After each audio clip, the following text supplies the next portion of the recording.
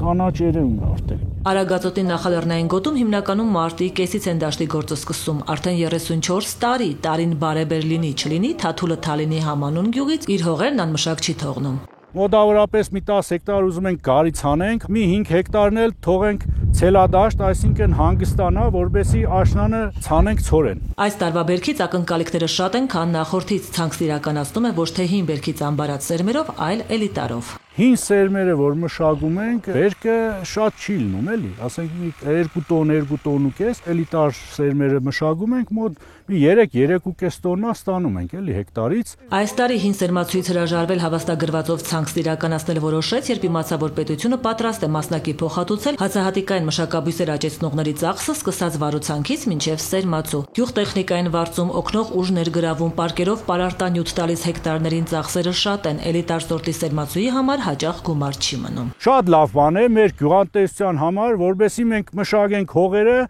մեր ծախսը, ոնց են ասում, մեր հետ կիսվում է պետությունը, մեզ օգնում է։ Ցորեն գարի եգիպտացորեն հաճարից մինչև ոլոր, լոբի, ոսպու, սիսեր կերային մշակաբույսերից էլ առվույթ, կորնգան, կերի ջակնդեղ։ Կառավարությունը գյուղատնտեսական 2025-ին պատրաստ է փոխհատուցել այս տեսականու մշակությամբ զբաղվողների վարուցանքի բերքահավաքի ծախսերի եւ սերմերի արժեքի 50%-ը մինչև 100 հեկտար մակերեսով։ Օգնելով գյուղատնտեսներին բարելավել իրենց տարեկան եկամուտը, ըստ էության նախ եւ առաջ սոցիալական խնդիր լուծելով հեռանկարում ծրագրից այլ կարևոր ակնկալիքներ էլ կան։ Հողերն են մշակվում, որովհետեւ չմշակվող հողերը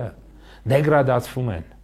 Վաղը մյուս օրը պետությունը հսկայական գումարներ է ծախսելու դեգրադացված հողերը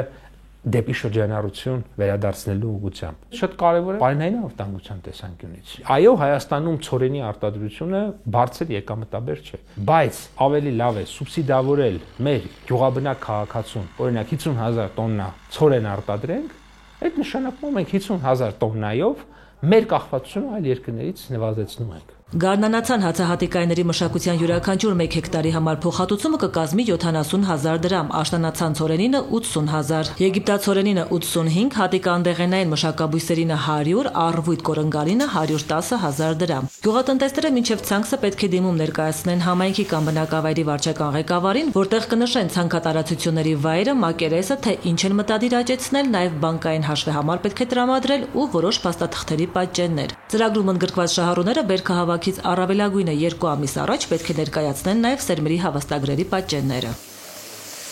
Մենք մտցնում ենք մշակույթ հավաստագրված բարձրորակ սերմերով մշակություն անելու։ Երբ որ ծրագրի այդ բաղադրիչը դու չես անում, մարդիկ սովորաբար ինչ են անում, իրենց ունեցած գիտելիքներով, իրենց ունեցած սերմով են անում։